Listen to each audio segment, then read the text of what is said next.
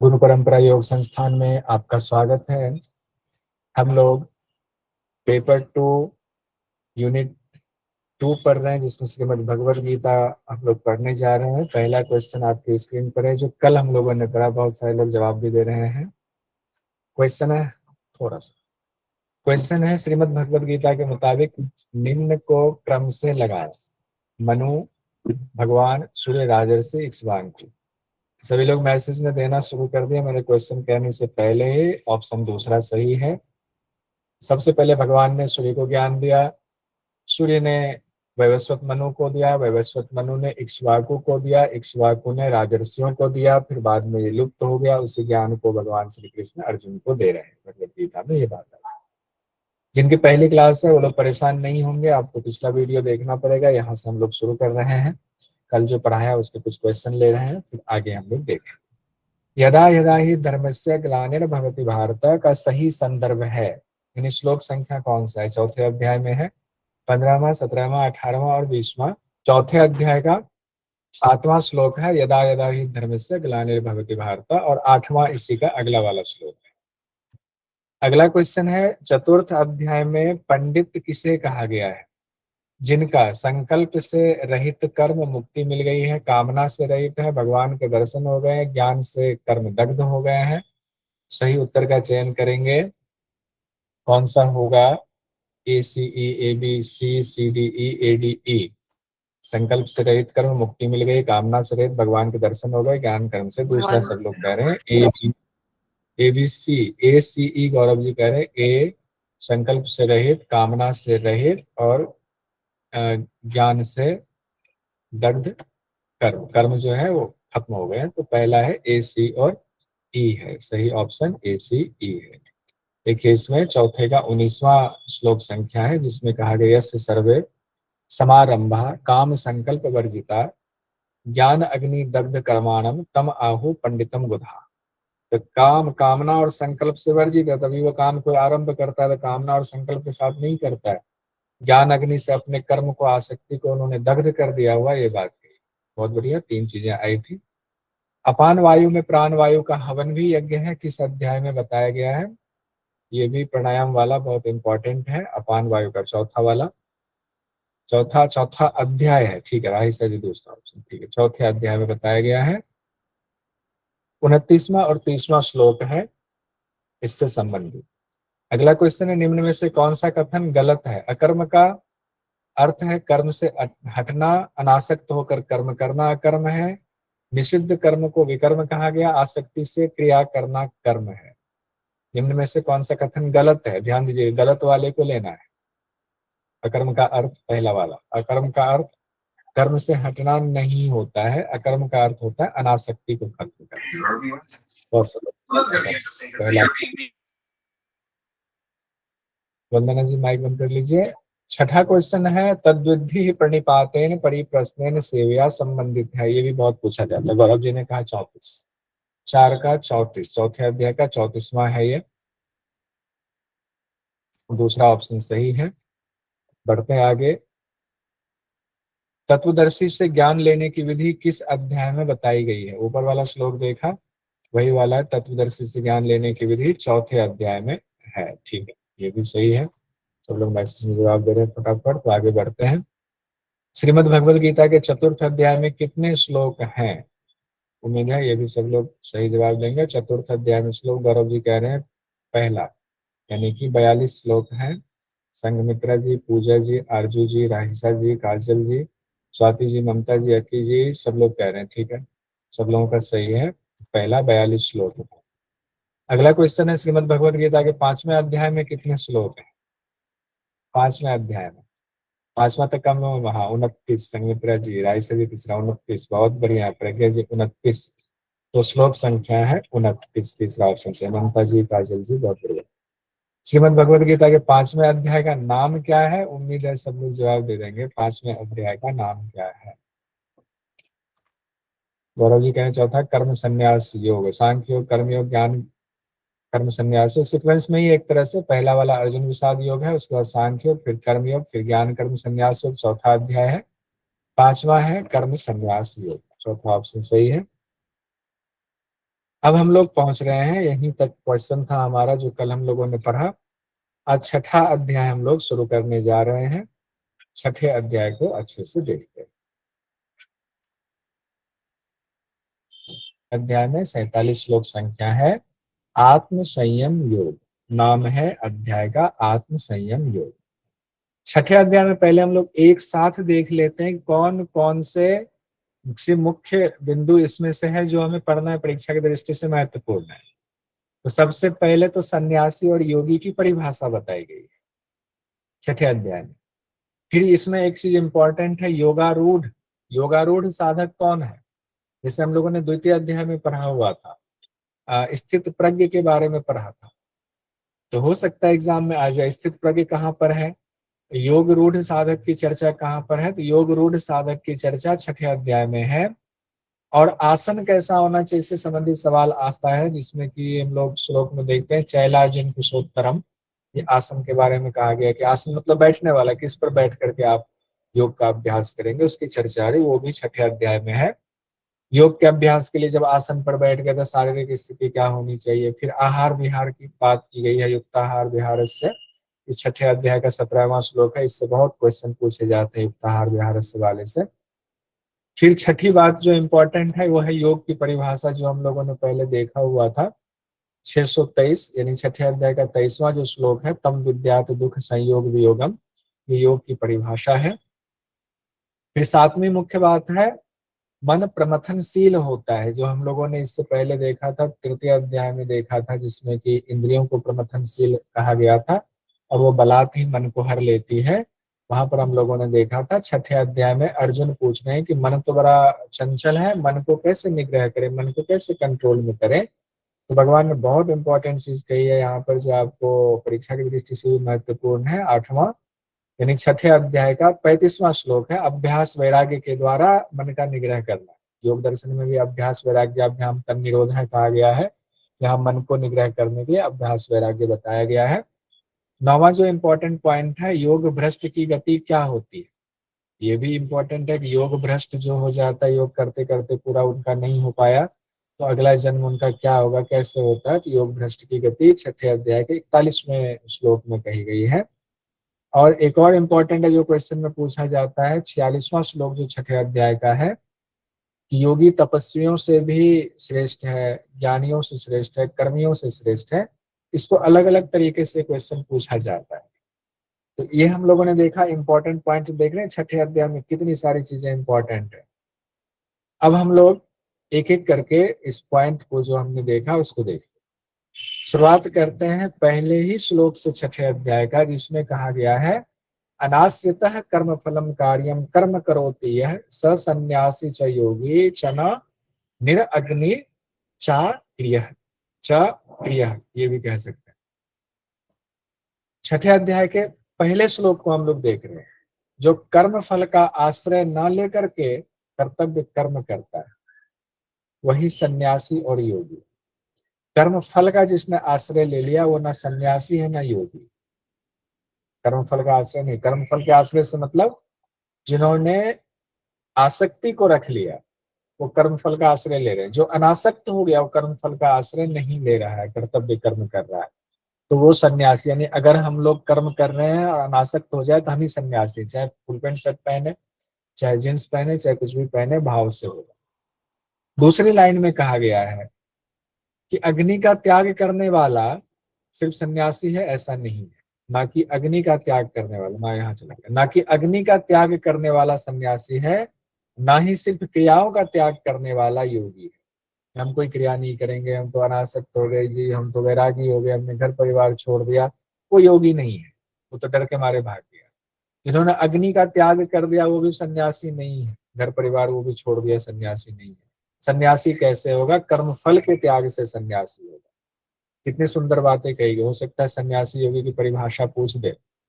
दूसरे श्लोक में फिर बात को आगे बढ़ाते हुए कहते हैं कि लोग जिनको सन्यास कहते हैं तुम उसी को योग समझो। तुम जो बात कह रहे हो ना कि हम ज्ञान योग कर लें, हम छोड़ दें घर पे, हमें तो ज्ञान योग बन करके सन्यासी बनना है। कहते नहीं अर्जुन, तुम्हारे लिए कर्म करना ही उचित है। जिनको लोग सन्यासी कहते हैं तुम उसी को योग समझो, मतलब कि अनासक्त होना ही योग है। तुम कर्म करो, युद्ध करो, अनासक्त होकर के कर्म फल में मत फंसो, क्योंकि संकल्पों का त्याग किए बिना कोई भी योगी नहीं हो सकता। तुम्हारे अंदर भी ये हमारे चाचा है, ताऊ है, ये है, वो है, मारे जाएंगे युद्ध में, तो तुमने संकल्प किया हुआ है, इसका मतलब कि हम इनको मार देंगे, या हमें राज्य प्राप्त होगी कि नहीं होगी, हार जाएंगे या जीत जाएंगे, ये सब संकल्प छोड़ दो, इन सब चीजों पर विचार ही नहीं करना है, धर्म युद्ध करो बस। तो संकल्पों का अगर त्याग नहीं करोगे तुम योगी नहीं हो सकते। इसीलिए अर्जुन भगवान से भगवान श्री कृष्ण अर्जुन से कह रहे हैं कि तुम योगी बनो। अब यहाँ पर जो दूसरा इंपॉर्टेंट पॉइंट था वो योगारूढ़ कौन है। योगारूढ़ की शुरुआत हो रही है। योगारूढ़ की शुरुआत हो रही है 6ठे अध्याय के 4थे श्लोक से। कौन है योगारूढ़, किनको कहा जाए योगारूढ़। एक तो हम लोगों ने स्थित प्रज्ञ पढ़ा हुआ था, स्थित प्रज्ञ में गुंजाइश थी वापस लौटने की, जिसमें हम लोगों ने देखा भी था कि चिंतन, विषयों का चिंतन कर रहे हैं तो आसक्ति हो रही है, आसक्ति से कामना, कामना में विघ्न आया, क्रोध, ये वाला सीक्वेंस देखा। अब यहाँ योगारूढ़ की बात हो रही है। योगारूढ़ उससे अपर स्टेज है। यदा ही न इंद्रियार्थेषु न कर्मसु अनुसजते सर्व संकल्प संन्यासी योगारूढ़ उच्यते। जब इंद्रियों का भोगों से आसक्ति खत्म हो जाती है, अब इंद्रियां भोग में नहीं जा रही, कर्मों में भी आसक्ति नहीं रहती है, तब संपूर्ण संकल्प का त्यागी मनुष्य योगारूढ़ कहलाता है। सभी संकल्पों का त्याग हो जाता है, तब वो योगारूढ़ कहा जाता है। योगारूढ़ कौन हुआ, जिन्होंने सारे संकल्प छोड़ दिए, कर्मों के प्रति भी आसक्ति नहीं रही, वही योगारूढ़। अगला ही श्लोक भगवान कहते हैं, देखिए योगारूढ़ की यहाँ पर उनका स्वरूप बताया जा रहा है। योगारूढ़ कौन है, ऐसे भी क्वेश्चन आ सकता है कि योगारूढ़ के स्वरूप को बताए, किस अध्याय में, 6ठे अध्याय में। जितात्मनः प्रशांतस्य परमात्मा समाहितः शीतोष्ण सुख दुखेषु तथा मान अपमानयोः। जिसने अपने ऊपर विजय प्राप्त कर लिया, जितात्मना, अपने पर पूरा विजय प्राप्त कर लिया, बिल्कुल शांत हो गया है और परमात्मा में एक तरह से समाहित कर लिया अपने आप को। उसका शीत और उष्ण से भी उसको कोई फर्क नहीं पड़ता है, सर्दी गर्मी से कोई फर्क नहीं पड़ता है, सुख दुख का उसके ऊपर कोई असर नहीं होता है, मान अपमान का कोई असर नहीं होता है। ये चीजें एग्जाम के लिए इंपॉर्टेंट है। शीत उष्ण सुख दुख मान अपमान किसके लिए कहा गया, वो कहा गया है योगारूढ़ साधक के लिए कहा गया। उसके बाद ये और इम्पोर्टेंट है 8वां श्लोक 6ठे अध्याय का, ज्ञान विज्ञान कृतात्मा कूटस्थो विजितेन्द्रिय युक्ति युच्यते योगी समलोष्ठास कांचन। समलोष्ट कांचन शब्द इस्तेमाल किया गया। ज्ञान विज्ञान, पहले बात है कि जिनका अंतःकरण ज्ञान विज्ञान से तृप्त हो गया। कौन सा ज्ञान, कौन सा विज्ञान है जिससे तृप्त हो गया अंतःकरण, उस ज्ञान विज्ञान से जिसमें कि प्रकृति पुरुष को अच्छी तरह से समझ गया, और उन्होंने क्या कर लिया है, इंद्रियों को जीत करके कूटस्थ में निर्विकार हो गया। कूटस्थ में आत्मा का स्थान कहा, यानी आत्मा में निर्विकार हो गया और इंद्रियों को जीत ही लिया हुआ है। दूसरी बात कही गई है, जो लास्ट शब्द है समलोष्टा और कांचन शब्द इस्तेमाल किया। मिट्टी का ढेला है, पत्थर है, चाहे स्वर्ण है, तीनों में वो कांचन स्वर्ण है, उसमें सम बुद्धि वाला हो जाता है, सम स्थिति वाला हो जाता है। जैसे मिट्टी का ढेला हम लोग कहते हैं ये तो ऐसे ही है, मिट्टी का ढेला, पाँव मार दिया उसको, टूट गया मिट्टी का ढेला। लेकिन सोना या रुपया देखा तो हम क्या करते हैं, फट से उसको उठाते हैं, पॉकेट में रखते हैं। तो जो सम स्थिति वाला होता है, जो योगारूढ़ होता है, उसके लिए वो भी मिट्टी के ढेले के समान ही है। एक कहानी हम लोग जानते हैं, बहुत सारे लोग जानते होंगे कि दो पति पत्नी थे, उनके मन में पूरा वैराग्य हो गया था, दोनों जंगल से जा रहे थे, सब कुछ छोड़ दिया कि भगवान के भजन करते हुए जा रहे हैं। और जंगल से एक दिन जा रहे थे, संजोग से जंगल के रास्ते में एक सोने का स्वर्ण जो है मुद्रा दिख गई। पति आगे चल रहे थे, पत्नी पीछे चल रही थी। पति को लगा कि सोने का ये असरफी देख करके पत्नी का कहीं मन डोल ना जाए, हम लोग तो सब वैरागी हो गए, कहीं ये खींच ना ले। तो थोड़ा सा जल्दी से आगे बढ़ करके पंडित जी ने क्या किया, मिट्टी से उसको ढकने लग गए कि पत्नी की नजर ना पड़े, उस स्वर्ण मुद्रा को मिट्टी से ढकने लगे। पत्नी वाकई वैरागी थी। पत्नी ने तुरंत कहा, हे प्रभु क्या कर रहे हो आप, मिट्टी को मिट्टी से क्यों ढक रहे हो, छोड़ दो, क्यों उसमें आपकी आसक्ति हो रही है, आप सोच रहे हो कि सोना है ढक दे किसी को। तो उन्होंने बस इतना ही कहा, मिट्टी से मिट्टी को क्यों ढक रहे हो, इसी में उसका भाव उजागर हो गया, इससे ज्यादा कुछ कहने की जरूरत नहीं। मेरी पत्नी भी जानती थी उनके लिए मिट्टी समान है, तो उनको योगारूढ़ कहा जाएगा। अब आगे हम लोग बढ़ते हैं। भगवान श्री कृष्ण बता रहे हैं खुद का शत्रु और खुद का बंधु कौन है। योगारूढ़ के बाद में ये बात आ रही है, जिसने अपने आप से अपने आप को जीत लिया है, उसके लिए वह खुद ही अपना बंधु है, अपना मित्र है।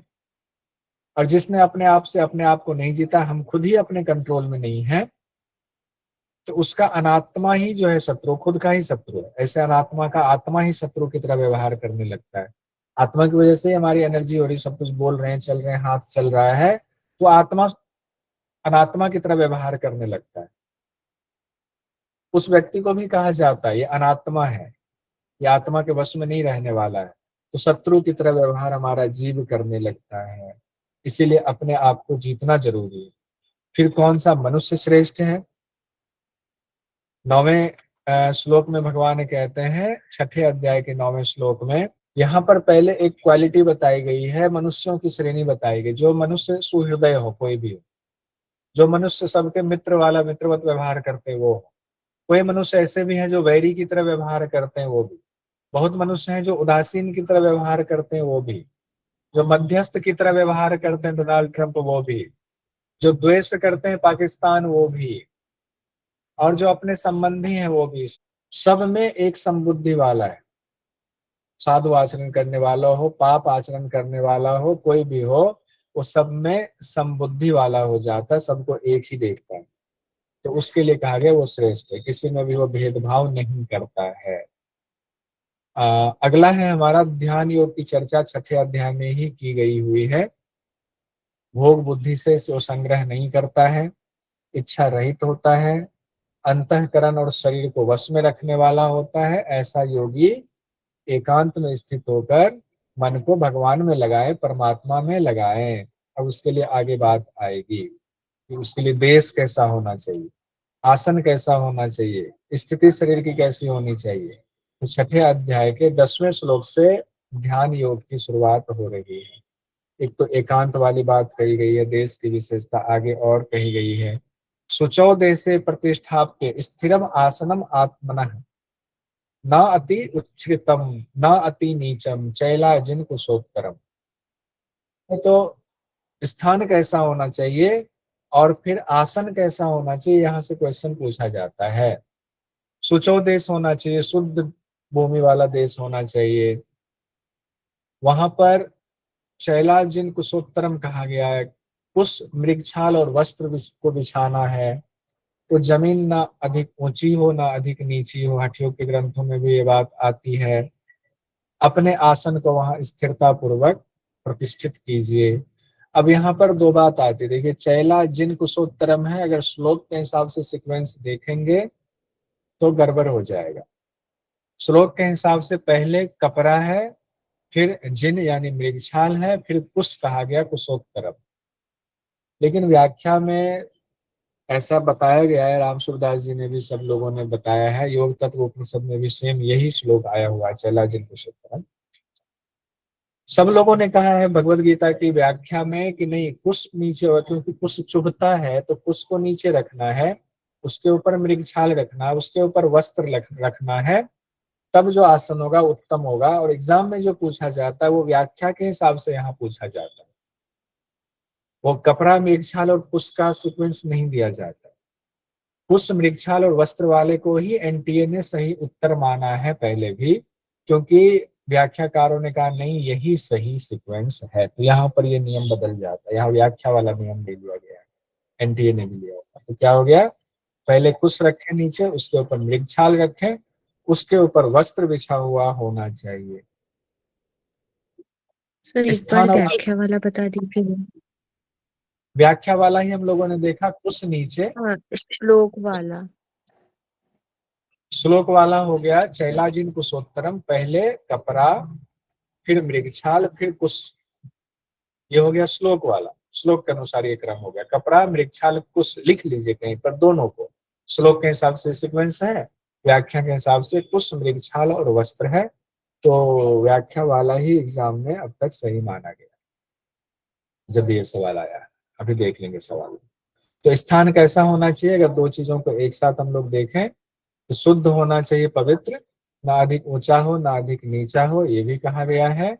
वहां स्थिरता पूर्वक आसन लगाएंगे, उसका आसन, मृगछाल और वस्त्र कहा गया है लगा। तो क्वेश्चन देखिए 2019 में पूछा गया, जून 2019 में, भगवत गीता के अनुसार ध्यान में बैठने की व्यवस्था में प्रयुक्त होने वाली सामग्रियों का क्रम है। क्वेश्चन ऐसे थोड़ा लंबा पूछ दिया गया। ध्यान में बैठने की व्यवस्था में क्या प्रयुक्त हो रहा है, कैसा आसन प्रयुक्त हो रहा है? कपड़ा, चर्म, कपड़ा, कुशासन, कपड़ा, चर्म, कुशासन। वैसे तो दूसरा होना चाहिए श्लोक के हिसाब से, लेकिन चौथा माना गया है, कुशाघास, चर्म और कपड़ा। चौथा ऑप्शन सही माना गया है, कुशाघास, चर्म, कपड़ा। क्लियर हो गया? क्योंकि ये क्लियर करना बहुत जरूरी है, इसको लेकर के बहस ना हो, इसलिए इसको हमने नोट में भी लिखा। अगला जो 12वां श्लोक है छठे अध्याय का, अब उसके ऊपर क्या, आसन लगा लिया, बैठ गए, अब क्या करना है? उस आसन पर बैठिए, तत्रैकाग्रम मनः कृत्वा यत चित्ते इंद्रिये क्रियः उपविश्यासने युञ्जात योगम आत्मविशुद्धये।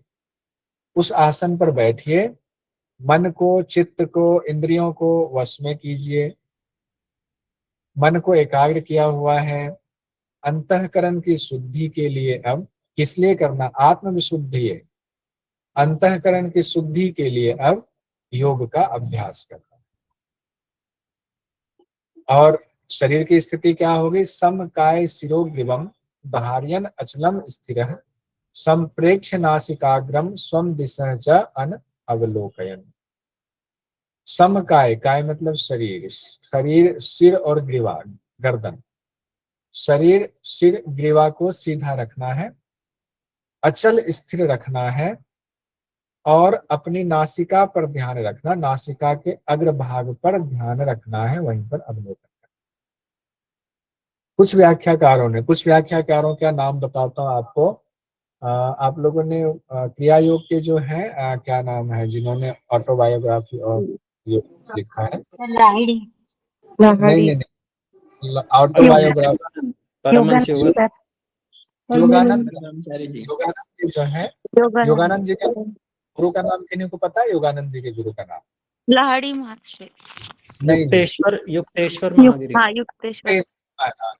लाहिड़ी बाबा तो उसी के शिष्य नहीं थे। वो तो जब बहुत छोटे 6 महीने के थे तब लाहिड़ी बाबा ने समाधि ले ली थी। तो युक्तेश्वर महाराज लाहिड़ी बाबा के शिष्य थे और युक्तेश्वर महाराज के शिष्य थे योगानंद जी। तो युक्तेश्वर महाराज जी ने बड़ी सुंदर व्याख्या की है भगवद गीता की। उन्होंने कई किताबें युक्तेश्वर महाराज जी ने लिखी हुई है, कभी मौका मिले तो पढ़िएगा, बड़ी साइंटिफिक किताबें लिखी हुई है। उन्होंने इसका अर्थ लगाया, नासिकाग्रम का अर्थ उन्होंने यहाँ नहीं लगाया, नासिका के ये वाले टिप पे नहीं लगाया। उनका कहना था नहीं, नासिकाग्र का अर्थ यहाँ होगा। उनका कहना नहीं, व्याख्या के मुताबिक नासिकाग्र यहाँ पर है, यानी कि यहाँ पर कूटस्थ वाला भी यहाँ पास में, कूटस्थ वाले हिसाब से। तो उनकी व्याख्या में, और ये बात योगानंद जी ने जहाँ व्याख्या की है तो उन्होंने कहा है कि हमारे गुरु के मुताबिक नासिकाग्र का अर्थ यहाँ आगे ना होकर के वो पीछे है, रूट में है, उसका अर्थ है। तो यहाँ पर हम लोग परीक्षा की दृष्टि से यही करेंगे, नासिकाग्र पर ध्यान हो, शरीर, सिर और ग्रीवा सीधा होना चाहिए। आगे अब देखिए क्या करना है, 14वें 15वें श्लोक में ध्यान कैसे करना उसकी बात हो रही है। प्रशांतात्मा विगत भी ब्रह्मचारी व्रते स्थित मन संयम्य मच्चित्तो युक्त आसीत मत्परः। जिनका अंतःकरण शांत है, जो भय रहित है, ब्रह्मचारी व्रत में स्थित है, ऐसे युक्त साधक मन का संयम करे। पहले मन संयम्य और मेरे में चित्त लगाकर मेरे परायण हो जाए। किनका ध्यान करना? अब सवाल आ सकता है, ध्यान किनका करना? भगवान कह रहे मेरा ध्यान, परमात्मा का ध्यान करना, उस ब्रह्म का ध्यान करना है, जिनकी चर्चा पूरे भगवद गीता में की गई, उन्हीं का स्वरूप बताया गया, जगह जगह बताया गया, भय रहित होकर के।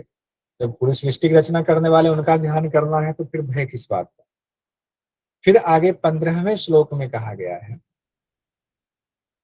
युञ्जनेवं सदा आत्मनं योगी नियत मानसः शांति निर्वाण परमाम मत संस्थाम अधिगच्छति। मन वश में किए हुए हो, सदा मुझ में नियत मानस, सदात्मानम, सदा वो योगी नियत मानस, मानसिक तौर पर सदा मुझ में स्थित वाले हो, तब क्या होगा? निर्वाण रूपी शांति को प्राप्त तभी होगा, नहीं तो नहीं होगा। सदा मानसिक, पता नहीं चला आंख बंद करके बैठे हुए हैं और 1 मिनट तो भगवान का ध्यान रहा, फिर ध्यान चला गया किसी और बात पे, किसी भी और बात पे चला जाता, वो हमारे संस्कार के हिसाब से 17 स्तंभ जैसा हमारे अंदर है उस हिसाब से चला जाए, और भगवान करे नहीं, तब नहीं मिलेगी परमात्मा प्राप्ति। किसका योग सिद्ध नहीं होता उसके लिए भी कही गई है बात। 16वां 17वां भी इंपॉर्टेंट है। किसका योग सिद्ध नहीं होता है, किसका योग सिद्ध होता है, 16वें 17वें श्लोक में बताया गया। 6ठे अध्याय, न अति अश्नतस्तु योगो अस्ति न च एकांतम अश्नतः न च अति स्वप्नशीलस्य जाग्रतो नैव च अर्जुन। न अधिक खाने वालों का, एक तरह से आप कह लें कि हम मिताहार को, उपयोग वाली चीजें सब सीक्वेंस में समझ में आ रही। ना अधिक खाने वाले का, भरपेट खाएंगे तो नहीं होगा, और ना बिल्कुल कम खाने वालों का। हठयोग के ग्रंथ में भी कहा गया उपवास को मना है, उपवास नहीं करना है, तो एकदम नहीं खाने वालों का भी नहीं होगा योग से। और ना च अति स्वप्नशील, सोए स्वप्न देखने, सुंदर सुंदर स्वप्न सो करके, अधिक सोने वालों का भी नहीं होगा। जागृतो नैव च अर्जुन, जो बिल्कुल कम सोता है, हमेशा सोचता हम जागते हैं, जबरदस्ती जागे हुए, उनका भी योग सिद्ध नहीं। अति किसी चीज में बुराई, अति सर्वत्र वर्जयेत कहा गया। अब सिद्ध किसका होगा? दोनों ही श्लोक इंपॉर्टेंट है परीक्षा की दृष्टि से। 17वें श्लोक में कहा गया युक्ताहार विहारस्य युक्त चेष्टस्य कर्मसु युक्त स्वप्नावबोधस्य योगो भवति दुःखा।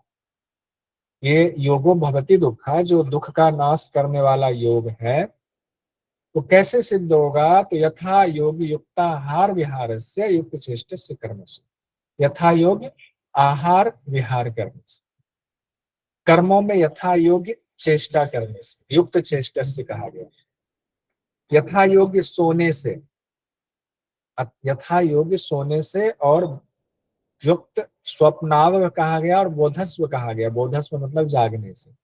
तो हम जरूरत के मुताबिक सोएं, जरूरत के मुताबिक जागें, जरूरत के मुताबिक आहार विहार लें, कर्म की चेष्टा भी हमें यथा योग्य करना चाहिए, तभी हमारा योग दुखों का नाश करने वाला माना जाएगा, तब दुखों का नाश हो।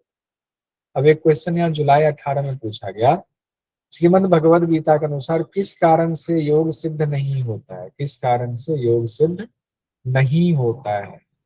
उपयुक्त आहार विहार से, उपयुक्त कर्म से, उपयुक्त शयन जागरण से, युक्ति पूर्वक कर्म से। युक्ति पूर्वक कर्म से कहा गया है नहीं होता, योग सिद्ध नहीं। उपयुक्त आहार विहार, उपयुक्त कर्म, उपयुक्त शयन जागरण से होगा। चौथा, सब लोग जवाब देना, चौथा बिल्कुल सही है। अब यहाँ हम लोग पहुंच गए 6ठे अध्याय के 23वें श्लोक पर, जो कि बहुत इंपॉर्टेंट ये भी है। योग की परिभाषा बताई गई है। ये बताइए, हम लोग 6ठे अध्याय को पढ़ रहे हैं, कितना श्लोक संख्या कितना है? एक बार बीच में पूछ लो। 47 सर। 47। 47। अच्छा, नाम क्या है 6ठे अध्याय का? आत्मसंयम योग। आत्मसंयम योग। आत्मसंयम योग। आत्मसंयम के लिए ही तो ध्यान योग किया जा रहा है। उसमें श्लोक में आया भी था, आत्मसंयम के लिए किया जा रहा है, अंतःकरण को स्थिर करने के किया जा रहा है। थोड़ा सा सर ऐसे भी हो जाएगा कि आत्मसंयम के लिए ही जो है भारत वालों ने लड़ाई की थी, तो आजादी मिली थी 47 में। अच्छा, क्या बात है। एक से एक जोड़िए, बढ़िया, ताकि याद हो जाए, कभी छूटे ही ना, ये कभी ना छूटे, पूरा एकदम दिमाग में इतनी गहराई तक चला जाए कि एग्जाम में कैसे भी आए, जो है अंग्रेजों को मारना है तो मारना है, भगा दिया था। ठीक है, 6ठी का दूध याद दिला दिया था। 6ठा अध्याय है 1947 में। ठीक है, आइए अब आगे क्या कहा गया। हम लोग वैसे पढ़ चुके हैं पहले 2 अध्याय में, इसको हमने एक बार रिपीट किया था, फिर देखते हैं। तम विद्यात दुख संयोग वियोगम योग संजितम स निश्चयेन योक्तव्यो योगो निर्विण्ण चेतसी। विद्या, ऐसी विद्या जो दुख से हमारा संयोग है उसका वियोग करा दे। जब ऐसा योग, जिसका नाम योग है, योग संगीतम, इसको योग कहते हैं। योग ऐसी विद्या है जो दुख रूपी संसार में रहकर भी उससे अछूता कर दे, आपको को दुख ही ना हो। हे अर्जुन, उसको जानना चाहिए। अब ये योग कैसे करना है? यह योग बिना उकताए हुए धैर्य पूर्वक करना है, निश्चय पूर्वक करना है। धैर्य के साथ निश्चय पूर्वक करना, बिना उकताए हुए। हम लोग उकता जाते हैं, बहुत जल्दी हम परेशान हो जाते हैं, नहीं करना। ध्यान में तो बहुत होते हैं, तो नहीं होना है वो। आगे 6ठे अध्याय का 34वां हम लोग देखते हैं। अर्जुन कहते हैं, अब अर्जुन का सवाल आया, मन के बारे में इतनी बातें भगवान ने बता दी। अब अर्जुन के मन में सवाल आ रहा है कि मन तो बड़ा चंचल है, कैसे इसको शांत किया जाए? ये तो बड़ा मुश्किल काम है सबके लिए। ये दरअसल अर्जुन सवाल हम ही लोगों के लिए पूछ रहे हैं कि मन बड़ा चंचल है, प्रमथनशील है। यहीं पर 34वें श्लोक में ये बात आई हुई है कि मन को प्रमथनशील कहा गया है, कि प्रमथनशील मन को कैसे कंट्रोल में किया जाए। एक सेकंड। हाँ, हे कृष्ण, मन तो बड़ा प्रमथनशील है, जिद्दी भी है, बलवान भी है। मन का निग्रह तो वायु की तरह अत्यंत कठिन है। जैसे वायु प्राणायाम करके वायु को कंट्रोल में करना मुश्किल होता है, वैसे मन को तो और भी कंट्रोल में करना मुश्किल है। तब भगवान श्री कृष्ण उपाय बताएंगे कि मन का निग्रह कैसे करें। 34वां 35वां दोनों इंपॉर्टेंट अभ्यास वैराग्य आएगा। असंशयम महाबाहो मनो दुर्निग्रहम चलम अभ्यासेन तु कौन्तेय वैराग्येन च गृह्यते। अभ्यास वैराग्य, अभ्यासेन तु कौन्तेय वैराग्येन च गृह्यते। भगवान कहते हैं मन बहुत चंचल है, बहुत अच्छी बात है, जानते हैं। इसको स्थिर करना बड़ा कठिन है, ये भी जानते हैं।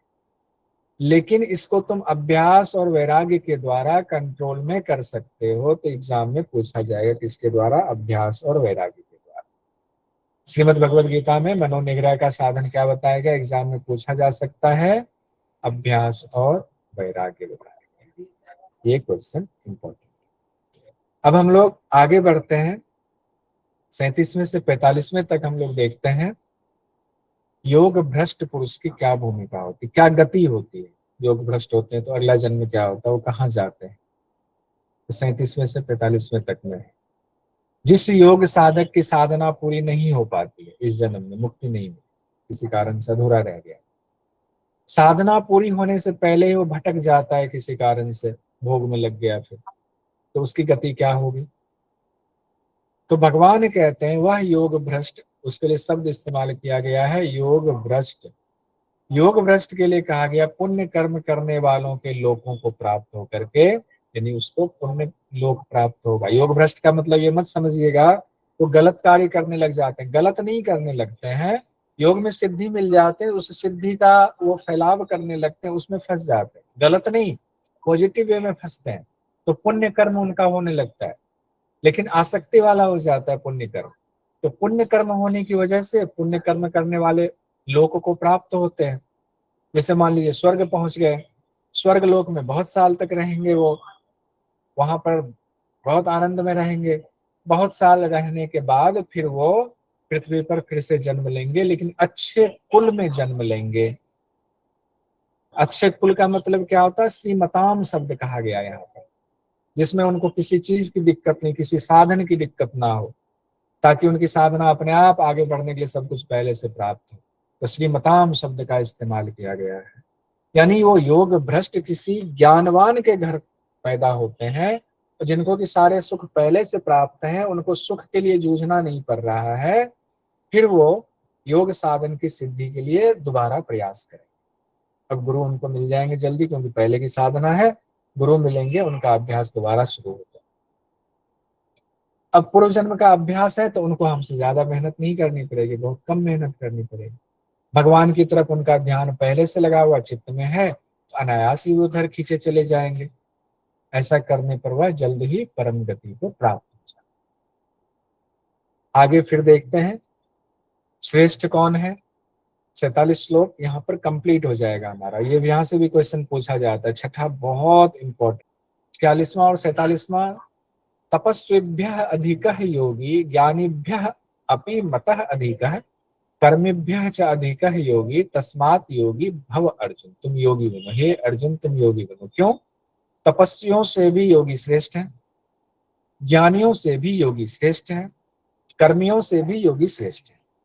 अब जब योगी शब्द आया है तो इसका मतलब है जो भी विहित कर्म है वो आपको करना है, लेकिन कैसे करना है? अनासक्त होकर के, तब योगी शब्द आया। तो जो तपस्या करने वाले, तप कर रहे हैं, उनसे भी तुम श्रेष्ठ हो जाओगे अर्जुन। जो ज्ञान अर्जित कर रहे हैं, ज्ञान वाले हैं, उनसे भी तुम श्रेष्ठ हो जाओगे। जो सकाम कर्म करने वाले हैं उनसे भी श्रेष्ठ हो जाओगे। 3 शब्द से एग्जाम में पूछा जाता है, तपस्वी, ज्ञानी और कर्मी। तपस्वियों से, ज्ञानियों से, कर्मियों से योगी श्रेष्ठ है। कैसा तपस्वी? सकाम कर्मियों से, सकाम तपस्वियों से। कैसा ज्ञानी? शास्त्रों को जानता तो है लेकिन सकाम है, वो उनके अंदर कामनाएं हैं, डिजायर है। कैसा कर्मी? हम लोग अगर कर्मी है, कैसा कर्मी है? खूब तरक्की हो, खूब पैसा कमाए हम लोग, JRF निकल जाए, उसके बाद हमारी 50,000 रुपए, 40,000 रुपए जो भी गवर्नमेंट की तरफ से वजीफा मिलता है वो हमें मिले, या मरने के बाद हमें स्वर्गलोक की प्राप्ति हो। तो ये हो गया कर्मी, सकाम कर्मी। अब एग्जाम में देखिए क्वेश्चन पूछा गया इससे, भगवत गीता में योगी श्रेष्ठ कहा गया सकाम कर्म करने वालों से, स्पर्धा करने वालों से, तपस्वियों से, आचार्यों से, शस्त्र ज्ञानियों से। अब इसमें वैसे तो 3 ऑप्शन, 5 ऑप्शन दिया, 3 सही होगा, 2 गलत होगा। वैसे तो आप कहें तो आचार्य को छोड़ करके वैसे अर्थ लगाएं तो सभी सही है, लेकिन हमें टू द पॉइंट MCQ का रूल होता है, श्लोक के हिसाब से जाना है, तो यहाँ पर वही रूल लागू होगा। तो पहला होगा सकाम कर्म करने वालों से, स्पर्धा वाला शब्द नहीं आया हुआ है, स्पर्धा वाला सकाम में इनबिल्ट है, स्पर्धा शब्द नहीं आया हुआ। दूसरा तपस्वियों से, आचार्य शब्द नहीं आया हुआ है, शास्त्र ज्ञानी, ज्ञानी शब्द आया है तो शास्त्र ज्ञानी दिया हुआ है।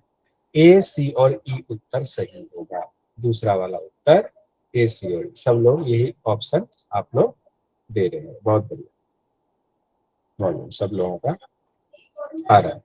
एक क्वेश्चन देखिए, भगवत गीता के मुताबिक इनमें सबसे श्रेष्ठ कौन है? तपस्वी, ज्ञानी, योगी, कर्मी। अगर ऐसे आ जाए तो योगी, योगी। अंतिम श्लोक 6ठे अध्याय का हम लोग पहुंच गए हुए हैं। योगी नाम अपि सर्वेशाम मद्गतेन अंतरात्मा श्रद्धावान भजते यो मां समे युक्त तमो मतः। हे अर्जुन, संपूर्ण जितने भी योगी उसमें भी जो श्रद्धावान भक्त मुझे तल्लीन होकर अंतरात्मा से भक्ता है, मद्गतेन अंतरात्मना योगी नाम अपि सर्वेशाम, सभी योगियों में ऐसा भक्त जो अंतरात्मा में मुझे ही भजता है, वह मेरे मत में सर्वश्रेष्ठ योगी है। सर्वश्रेष्ठ जो मुझे ही भजता है हमेशा, सर्वश्रेष्ठ योगी वही। यहाँ 6ठा अध्याय हमारा कंप्लीट हो गया। कल तो छुट्टी है, परसों जब क्लास हो गई तो 6ठा और 7म अध्याय से क्वेश्चन लेंगे। 7म अध्याय भी आज कंप्लीट करना पड़ेगा क्योंकि आप लोगों ने कल की छुट्टी रखी है करवा चौथ की वजह से। आज हम थोड़ा सा समय निकाल के 7म अध्याय ज्ञान विज्ञान भी करना है, और आप लोगों को पढ़ के आना है, परसों पढ़ के आना है। तो उसमें ताकि हम शुरुआत में जो 10 क्वेश्चन करते हैं ना, 11 क्वेश्चन 12 क्वेश्चन कभी, वो बहुत इंपॉर्टेंट है। ये वाला फॉर्मूला ध्यान में आया, हमने कहा नहीं उसको कर लेंगे, थोड़ी मेहनत पड़ती है लेकिन ठीक है। 7म अध्याय का नाम है ज्ञान विज्ञान योग। 6ठे अध्याय का क्या नाम था? आत्मसंयम आत्मसंयम योग। आत्मसंयम योग। आत्मसंयम योग। बहुत सारे लोग कहते हैं आत्म संयम योग, आत्म नहीं, आत्मसंयम योग। अच्छे से उच्चारण, आत्मसंयम योग। और 7म उपदेश, 7म अध्याय है भगवद गीता का ज्ञान विज्ञान योग। ज्ञान विज्ञान देखिए कौन सा ज्ञान विज्ञान है, और श्लोक संख्या है 30। अब पहले हम लोग 6ठे अध्याय की तरह ही ये देखते हैं 7म अध्याय में कौन कौन से महत्वपूर्ण चीजें हैं जो हमारे लिए इंपॉर्टेंट है एग्जाम की दृष्टि से। उसे तो एक एक श्लोक इंपॉर्टेंट है, लेकिन फिर भी हम लोग देखें कौन से इंपॉर्टेंट है। तो मैंने 7 टॉपिक ऐसे निकाले, 7 इंपॉर्टेंट पॉइंट्स निकाले जो आपकी स्क्रीन पर। एक तो कहा गया है, भगवान कहते हैं हजारों लोग साधना कर रहे हैं, उसमें से किसी एक को ही सिद्धि मिलती है। बहुत भजते हैं लेकिन एक को ही मिलती है, क्योंकि एक का अंतःकरण, हजारों में कोई एक होता है इनको सिद्धि मिलती है।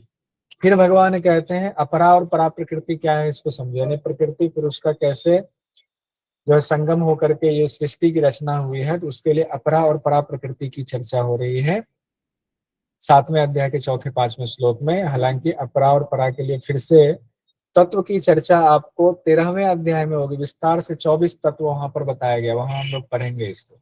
यहाँ ये जानना जरूरी है, अपरा परा की चर्चा यहाँ है, 13वें अध्याय में 24 तत्व बताया गया। अपरा परा का संयोग हुआ तो उससे ही सृष्टि की रचना हुई, और सारा कुछ अपरा परा भी भगवान कहते हैं मेरे ही अधीन है, मुझसे ही निकला। फिर भगवान उदाहरण देते हैं कि ये सृष्टि से मेरा संबंध क्या है, तो मणियों की माला का उदाहरण देते हैं। कहते हैं मणियां जो है ये अलग अलग, ये सब तो संसार में सारी चीजें मणियां हैं, और उसमें जो एक धागा है वो धागा मैंने सबको एक सूत्र में पिरोया हुआ है। तो भगवान अपना संबंध इस तरह से देते हैं। 5वां पॉइंट जो मुझे लगा कि तत्वों की शक्ति की, जैसे मान लीजिए पानी है, जल है, जल में जो शक्ति है वो भगवान है, जल में रस मैं हूँ, ऐसे बहुत सारी बातें उन्होंने कही है, जो कि 8वें श्लोक से लेकर 13वें श्लोक तक है, वो हम लोग अभी देखेंगे किन किन चीजों में जिसकी जो शक्ति है वहां प्रधानता में भगवान अपने आप को बताते हैं। 6ठा पॉइंट मैंने निकाला है जो बहुत इंपॉर्टेंट है, 4 प्रकार के भक्त की चर्चा, आर्त, जिज्ञासु, अर्थार्थी, ज्ञानी, जिसको कि सीक्वेंस ऐसे भी चेंज कर दिया जाता है, अर्थार्थी, आर्त, जिज्ञासु और ज्ञानी। तो हम लोग देखेंगे सीक्वेंस श्लोक में क्या कहा गया है और क्यों अर्थार्थी को पहले रखा जाता है, वो भी देख लेंगे। 7वें अध्याय का 16वां श्लोक है। और अंतिम जो इंपॉर्टेंट चीज मैंने निकाला हुआ, अंतिम श्लोक में भगवान कहते हैं अधिभूत, अधिदेव, अधियज्ञ सहित जो मुझे जानता है, यानी कि सब कुछ अधिभूत भगवान ही है, अधिदेव भी भगवान है, अधियज्ञ भी भगवान है, वही अंत काल में भी मुझे जानता है, तभी उनको मेरी प्राप्ति होती है। यहाँ ये सवाल छूटता है और अर्जुन 8वें अध्याय में इसी को पकड़ करके इसी से संबंधित सवाल पूछते थे अंतिम श्लोक को लेकर। तो हम लोग देखते हैं पहले क्या क्या कहा गया है। अब भगवान अर्जुन से कह रहे हैं ज्ञान विज्ञान बताएं, कि मैं तुम्हारे लिए विज्ञान सहित ज्ञान को विस्तार से कहता हूं। तो विज्ञान सहित ज्ञान क्या है? अपरा और परा को ही ज्ञान विज्ञान का है, प्रकृति पुरुष का पूरा ज्ञान सुनो, जिसको अगर तुम जान जाते हो अर्जुन, प्रकृति पुरुष को जान गए, सृष्टि की रचना कैसे हुई, तो तुम्हारे लिए जानने के लिए फिर कुछ शेष नहीं रह जाएगा। तो पहले भगवान कहते हैं पहले ये सुनो, इस बात को बहुत कम लोग जान पाते हैं। मनुष्याणाम सहस्त्रेषु कश्चित यतति सिद्धये यतताम अपि सिद्धानाम कश्चित माम वेत्ति तत्वतः। हजारों मनुष्य होते हैं जो साधना कर रहे हैं, मुझे कभी जपते हैं, कभी भजते हैं, कभी नहीं भजते, तो मान लिया वो भजते हैं। हजारों मनुष्य अगर करते हैं, सिद्धि के लिए प्रयत्न करते हैं, उनमें से कोई एक ही मुझे यथार्थ रूप से जान पाता है। हजारों में कोई एक ही, क्योंकि पूरे नियम का पालन नहीं कर पाता है। अब जो जान पाता है उसको ही परा अपरा का ज्ञान हो पाता है। तो 7वें अध्याय के 4 और 5वें श्लोक में भगवान कहते हैं ज्ञान विज्ञान क्या है वो सुनो। ज्ञान विज्ञान मतलब अपरा और परा। भूमि आपः अनलः वायु खम मनः बुद्धि एव च अहंकार इति इयम में भिन्ना प्रकृति अष्टधा। अब गिनती करो कितने हो, अष्टधा शब्द आया। भूमि आप 2, अनल 3, वायु 4, खम 5, मन 6, बुद्धि 7, अहंकार 8। ये 8 चीजें अष्टधा प्रकृति यहाँ कही, एग्जाम के लिए इंपॉर्टेंट। अष्टधा प्रकृति में कौन सी चीजें कही भगवान? हालांकि 13वें श्लोक में फिर 24 चीजें कहेंगे, लेकिन यहाँ ये ध्यान रखें। फिर भगवान कह रहे हैं अपरा इयम इतः अन्याम प्रकृतिम विधि में पराम जीव भूताम महाबाहो येदम धार्यते जगत। ये जो अष्टधा प्रकृति है, भूमि, जल, तेज, वायु, आकाश, मन, बुद्धि और अहंकार, ये 8 प्रकार की भेद वाली मेरी अपरा प्रकृति है, जिसको कि अष्टधा कहा गया है। ये अपरा है। और इससे जो भिन्न है परा प्रकृति है, जिसको कहा गया है कि जीव रूप में मेरी परा प्रकृति, जीव भूताम महाबाहो। मेरी परा प्रकृति क्या है? वो जीव रूप में है, और जिसके द्वारा ये जगत धारण किया जाता है। तो भगवान ने परा अपरा समझा दिया, यानी प्रकृति और पुरुष समझा दिया। पुरुष कौन हो गया? परा हो गया। प्रकृति कौन हो गई? अपरा। अब इसी को यहाँ तो अष्टधा प्रकृति कही गई है, विस्तार से इसको 13वें अध्याय के 5वें श्लोक में 24 तत्व बताए गए। खैर बहरहाल हम फिर 7वें पर हैं। 7वें अध्याय के 6ठे श्लोक में भगवान कहते हैं कि सृष्टि की रचना कैसे होती है। अपरा परा तो है, तो अपरा और परा प्रकृति का जब संयोग होता है तो संपूर्ण प्राणियों की उत्पत्ति होती है, इन प्रकृति पुरुष के संयोग से। और मैं ही हूं जो इनका संयोग कराता, यानी संपूर्ण जगत का उद्भव और प्रलय मैं ही, यानी मेरे द्वारा ही संयोग कराता है, मेरे द्वारा ही उसको लय करा दिया जाता है, हटा दिया जाता है। अपरा परा की चर्चा किसमें है? 7वें अध्याय में है। कितनी प्रकृति बताई गई है? अष्टधा प्रकृति बताई गई है।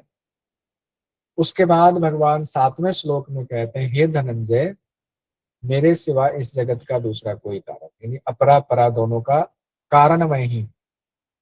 और यहाँ एक सूत के धागे में मणियां पिरोई होती हैं, वैसे संपूर्ण जगत मेरे से ओतप्रोत है। मणि से अपनी तुलना नहीं की है, मणि तो बिखर जाएगा, उन मणियों को बांधने वाला कौन है वो इंपॉर्टेंस रखता है। तो सूत से अपनी तुलना की, उस धागे से अपनी तुलना की, मैंने इसको बंधन में सबको बांधा।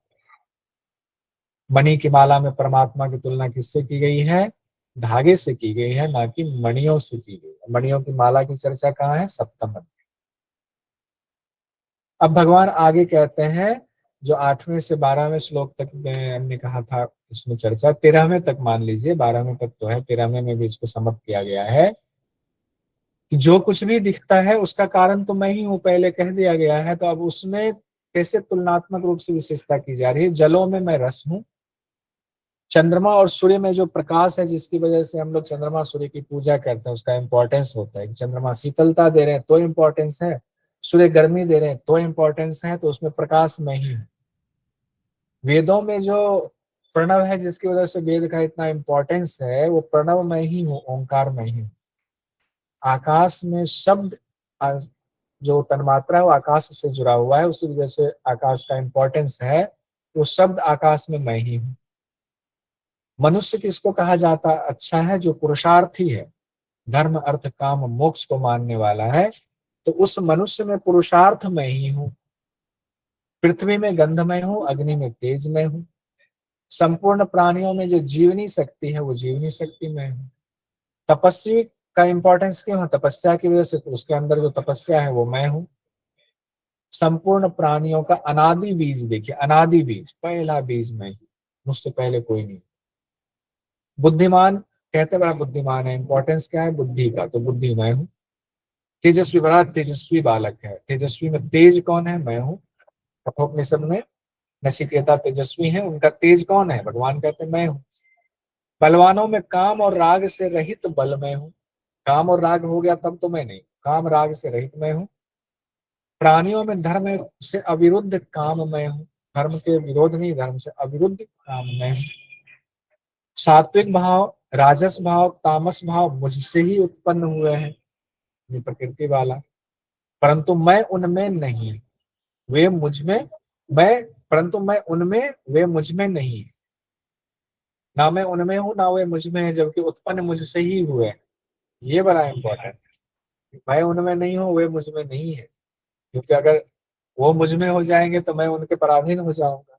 अब मैं उनमें रहूंगा तो मैं उनको कंट्रोल करूंगा, तो मैंने तो निकाल दिया हुआ, धागा से बांधा जरूर हुआ है, लेकिन वो अपना कार्य कर रहे हैं आपके हिसाब से। अब देखिए, मैं उसका अहंता वगैरह मैं नहीं हूं, मैं उसको जो है कोई निर्देश वगैरह नहीं दे रहा हूँ। बहुत इंपॉर्टेंट है। अब 7वें अध्याय का 16वें श्लोक में 4 प्रकार के भक्त है, ये भी इंपॉर्टेंट। अब यहाँ पर देखिए, एग्जाम में पूछा जाएगा। चतुर्विधा भजन्ते माम जनाः सुकृतनः अर्जुन। 4 प्रकार से भक्त जन जो है, लोग जो है, जनाः मतलब लोग, मनुष्य, मेरी आराधना करते हैं, मेरा भजन करते हैं, भजते हैं। चतुर्विधा कैसे कैसे? आर्तो जिज्ञासु अर्थार्थी ज्ञानी च भरत अर्षभ। भरत अर्षभ सब अर्जुन के लिए आया हुआ। आर्त, जिज्ञासु, अर्थार्थी और ज्ञानी। एक आर्त होते हैं, आर्त भाव से करते हैं, जिज्ञासु होते जिज्ञासा वाले भाव से करते हैं मेरा भजन, पैसों के लिए, अर्थ के लिए करते हैं, और ज्ञानी होते ज्ञान के लिए करते हैं। चारों हो गए। सीक्वेंस श्लोक में यही कहा गया, आर्त, जिज्ञासु, अर्थार्थी, ज्ञानी। लेकिन सीक्वेंस व्याख्या में जनरली क्या दे दिया जाता है, अर्थार्थी को पहले किया जाता है, अर्थार्थी पहले कर दिया जाता है, फिर उसके बाद आर्थ, फिर जिज्ञासु, फिर ज्ञानी किया जाता है। क्यों? तो वहां जहां भी ऐसा होता है ना, वहां पर वो भाव के हिसाब से करते हैं। सबसे छोटा भाव किन्हीं का है? अर्थार्थी का है। पैसों के लिए करते हैं भगवान का भजन, और एक छोटी, ये तो छोटी बात हो गई, इसीलिए उसको पहले रख दिया। फिर आर्थ बेचारा मुश्किल घड़ी में फंसा हुआ है, प्राण संकट में, तो उसको कहा नहीं, अर्थार्थी से थोड़ा ऊपर हो गया। जिज्ञासु नहीं, भगवान क्या है नहीं है, उनकी जिज्ञासा होती कैसे इनको प्राप्त करें, तो गुरु के पास जा रहे हैं, जिज्ञासु हो गए। और ज्ञानी हो गए, जिनको ज्ञान प्राप्त हो गया है, भगवान में ही अब लीन है, वो अनुकूल प्रतिकूल परिस्थिति में एक ही है, उनके लिए ज्ञानी। तो व्यवहार मतलब उनके व्यवहार के हिसाब से अर्थार्थी को पहले ले आया जाता है, लेकिन श्लोक के हिसाब से आर्थ, जिज्ञासु, अर्थार्थी, ज्ञानी, ये सीक्वेंस है। आर्थ मतलब प्राण संकट में है, तब भगवान को याद कर रहे हैं, तो आर्थ वो हो जाएंगे भजन करने वाले भक्त। जिज्ञासु होंगे कि भगवान के स्वरूप को जानना चाह रहे हैं, उनकी कैसे है भगवान, उनको प्राप्त करने के लिए जो है कोशिश में लग जाते हैं, जिज्ञासु हो गए। अर्थार्थी वो हो गए जो धन सुविधाओं के लिए जो है भगवान का भजन करते हैं, गाड़ी दे दो, बंगला दे दो, अच्छा पुत्र दे दो, पत्नी दे दो, ये सब करते हैं, अर्थार्थी हो गए। ज्ञानी हो गए जो ज्ञान योग में स्थित हो गए हैं, अनुकूल प्रतिकूल परिस्थिति में भी सम रहते हैं, भगवान के सिवाय उनको कुछ दिखता नहीं है, वो ज्ञानी। 4 प्रकार से हो गए। श्लोक संख्या क्या था? 7वें अध्याय का कौन सा श्लोक संख्या पढ़ रहे थे हम लोग अभी? 16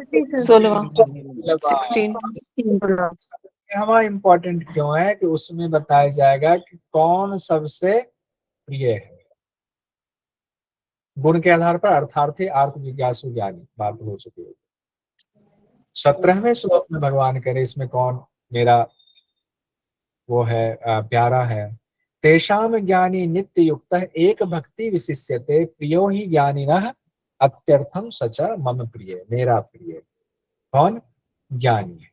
इन चारों में भी मुझे वो भक्त ज्ञान है जो मुझ में भक्ति रखता है, हमेशा मुझे ही ध्यान करता है, वो उत्तम श्रेणी का है। विशिष्यते शब्द कहा गया है, एक भक्त ऐसा।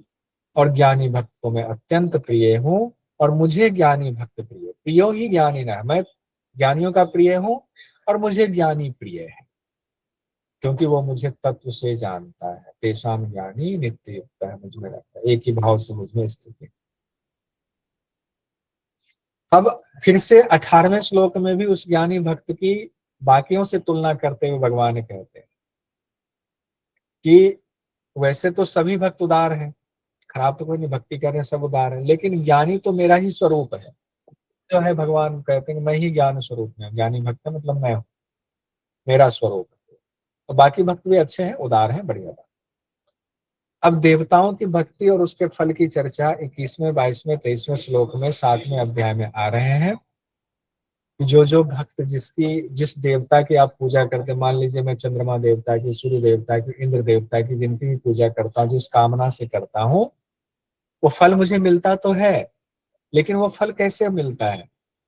तो ऊपर वाले ब्रह्म ही वो फल देते हैं, लेकिन उस देवता के थ्रू देते हैं माध्यम। जैसे मान लीजिए मुंबई जाना है मुझे, मान लीजिए तो मैं मुंबई जा रहा हूँ ट्रेन से, मैं भी मुंबई पहुंचूंगा, कोई हवाई जहाज से जा रहे हैं वो भी पहुंचेंगे, तो माध्यम ट्रेन और हवाई जहाज हुआ, लेकिन उसमें शक्ति, ईंधन तो है, एनर्जी उसमें भी लग रही, इसमें भी लग रही, तो वो मानेंगे वो शक्ति सब भगवान की। उसी तरीके जिस देवता का भी आप श्रद्धा पूर्वक पूजन करते हैं, उसके हिसाब से आपको चीजें मिलती हैं, आपकी कामना पूर्ण होती है, लेकिन वो कामना भगवान कह रहे हैं मेरे द्वारा पूर्ण की जाती है। अब कहा गया लेकिन अगर तुमने देवता की पूजा कर ली, भाया मीडिया बीच में एक ठेकेदार रख लिया आपने, तो उनसे जो चीजें मिलेंगी वो नाशवान होंगी, वो असत होंगी, तो उसका क्षय होगा, आप उनको प्राप्त हो गए वहां तक रह जाओगे। अगर मेरा डायरेक्ट वहां हटा दिया बीच में, भाया मीडिया डायरेक्ट मेरा भजन किया, तो वो मुझे प्राप्त हो।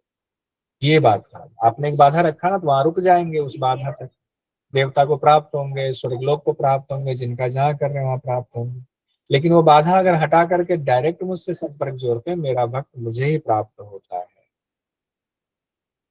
अब भगवान कहते हैं मनुष्य नाशवान फल देने वाले देवताओं में क्यों लगे रहते हैं? भगवान कहते हैं जो बुद्धिहीन मनुष्य है, दरअसल मेरा स्वरूप नहीं जान रहे होते, मेरे अविनाशी भाव को नहीं जान रहे होते हैं, सब कुछ मेरा है, वो देवता को ही मान लेते हैं, सब कुछ वही कर रहे हैं। मुझे तो मनुष्य की तरह शरीर वाले मान लेते हैं, जिनका जन्म हुआ बस इतना ही। तो ऐसे मनुष्यों की बुद्धि ढकी होती, किससे? योग माया से ढकी होती। इसीलिए उनके लिए मैं प्रकट नहीं होता हूँ, क्योंकि वो ढकी हुए तो ढकी बुद्धि से वो काम करते हैं। यहाँ सप्तम अध्याय भी हमारा कंप्लीट हो गया। कृष्णाय वासुदेवाय हरये परमात्मने प्रणतः क्लेशनाशाय गोविन्दाय नमो नमः। करचरणकृतं वा ककायजं कर्मजं वा श्रवणनयनजं वा मानसं वापराधं विहितं महितं वा सर्वमेतत् क्षमस्व। जय जय करुणाब्धे श्रीमहादेव शम्भो। त्वमेव माता च पिता त्वमेव त्वमेव बन्धुश्च सखा त्वमेव त्वमेव विद्या द्रविणं त्वमेव त्वमेव सर्वं मम देव देव। हरि ओम।